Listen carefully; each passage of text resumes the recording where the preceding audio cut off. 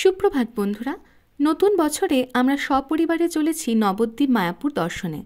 বাংলার মাঠ ঘাট প্রান্তর সবুজ গাছপালা দেখতে দেখতে পৌঁছে গেলাম। নবদ্বীপ মায়াপুর হচ্ছে শ্রী চৈতন্য মহাপ্রভু লীলাক্ষেত্র। তার সেই সকল কিছু দর্শনের উদ্দেশ্যেই আমাদের এই যাত্রা। প্রথমেই এসে পৌঁছালাম চাঁদকাজির সমাধিক্ষেত্রে। এই সেই গোলক চাঁপা গাছ। বলা হয় এই চাঁপা গাছটি প্রায় 500 বছরেরও বেশি পুরানো। অনেকের মতে তার নাম ছিল মৌলানা সিরাজউদ্দিন, যিনি গৌড়ের শাসক হুসেন শাহের শিক্ষক ছিলেন। একসময় তিনি চৈতন্য মহাপ্রভুর খুব বিরোধিতা করতেন এবং তারপরে তার কাছেই দীক্ষা গ্রহণ করেন। বর্তমানে এই স্থান জাতি ধর্ম নির্বিশেষের ধর্মস্থলে পরিণত হয়েছে। এরপর হাঁটতে হাঁটতে পথের ধারেই চোখে পড়ল কৃষ্ণনগরের বিখ্যাত মাটির পুতুল, যা দেখতে সত্যি অসাধারণ লাগছিল।